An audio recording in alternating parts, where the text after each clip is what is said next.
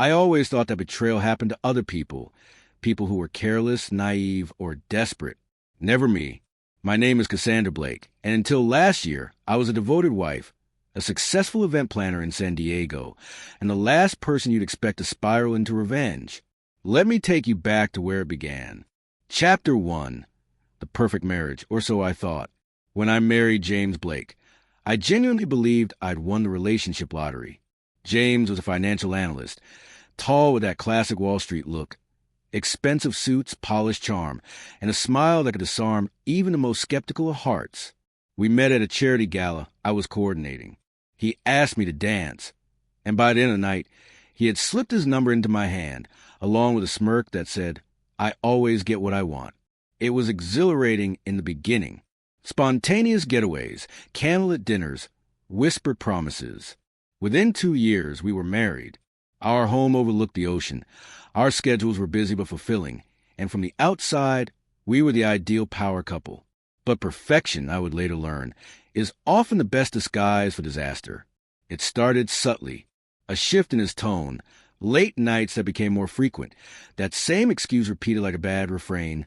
"Just swamped at work, babe." One night, after a charity gala I planned flawlessly without his attendance, I came home to find James in the shower. His phone buzzed twice. I'd never felt the need to snoop before. Until that moment. Maybe it was instinct. Maybe it was years of repressed doubt rising to the surface. The text was from someone named Amber. "Last night was incredible. I still smell you on me." XO. My heart plummeted, and for a moment I just stared. Then the rage bubbled up. I scrolled up weeks, months of conversations, hotel meetups, intimate photos, lies wrapped in pretty little emojis. He wasn't just cheating. He was living a second life. That night, I confronted him. I demanded he come clean. He denied everything, of course. Said Amber was a client, claimed the messages were taken out of context, and even had the audacity to accuse me of not trusting him enough. The next day, he sent roses and an apology card, not for cheating, but for losing his temper. That was the moment I knew. James would never admit to the truth unless it benefited him. He was too good at playing roles, too invested in the facade. So I decided I wouldn't play the heartbroken wife. I'd be the storm he never saw coming. I didn't just sit and cry. I became a detective with stilettos and spreadsheets. Using the skills I honed as an event planner, discretion, connections, and meticulous attention to detail, I began pulling the threads of James's double life. Turns out, Amber wasn't the only one. There were at least 4 other women, all with varying degrees of emotional attachment. Some thought he was divorced. One thought he was in love with her. Another had no idea he was married at all. I contacted each of them, carefully, respectfully. 3 of the 4 were horrified and agreed to talk to me. Together, we pieced together a timeline of lies so elaborate it could have been its own novel. One of them, Maya, was an aspiring actress. She told me James promised to invest in her short film project in exchange for her time and body. He even had a fake investment pitch. He was a predator with a Rolex. I didn't want to ruin him with drama or violence. That would give him power. I wanted precision, exposure, and poetic justice. Here's how I did it. Financial revenge. I went through our shared financials and discovered he had been hiding money in a crypto wallet. I collected all documentation and worked with my lawyer to prepare for divorce proceedings before he even knew I was filing. Public unveiling.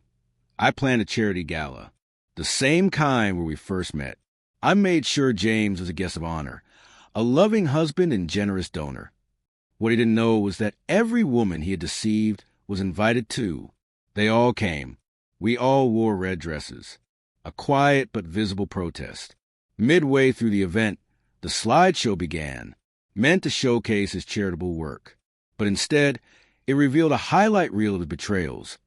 Texts, photos, timelines, all anonymized but enough to expose the pattern. Gasps, murmurs. A few people walked out. James's face turned ghost white. I walked up to the microphone, smiled, and said, "Betrayal has a way of unveiling itself, doesn't it? Here's the truth." I dropped the mic literally. James tried damage control, called me unhinged, blamed stress, accused me of hacking. But with the documents, testimonies, and timeline, the truth drowned out his lies. We divorced. I got the house, a sizable portion of his hidden assets, thanks to the crypto receipts. And most importantly, peace. The fallout was delicious. Amber exposed him on social media. His company quietly asked him to resign. And Maya? She got a producer to fund her film, based on Man Who Lived Two Lives Until the Women he wronged united to destroy him. I helped produce it. Naturally, it's been 8 months.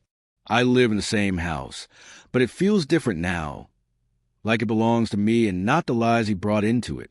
I run a boutique event firm now that specializes in truth celebrations, divorce parties, closure events, even reclaim your power galas. Turns out there's a lot of demand for those. James, he moved to Arizona, alone. And me, I started dating again. Cautiously, not looking for another fairy tale, but someone real. Someone who understands that love isn't a fantasy. It's a choice made every day. But the biggest love story I found isn't with someone else. It's with myself. Sometimes revenge isn't loud. It doesn't always come with screaming matches or courtroom victories. Sometimes it's just you, standing tall, free from the weight of someone else's lies, living a life that no longer includes betrayal. James never apologized. Not really. He sent one last message months later. I messed up. You didn't have to destroy me like that. I didn't respond. Because the truth is, he destroyed himself. I just held up the mirror. Now, I sit on my back porch with a glass of wine, watching the sun set over the ocean. Murphy, my rescue dog, snoozes at my feet. There's a soft playlist playing in the background. Ella Fitzgerald, Nina Simone, Aretha. Empowered women with voices that never cracked, even under pressure. I smile not because I won, but because I finally let go. I once thought loyalty was everything, but now I know that self-respect is the ultimate prize.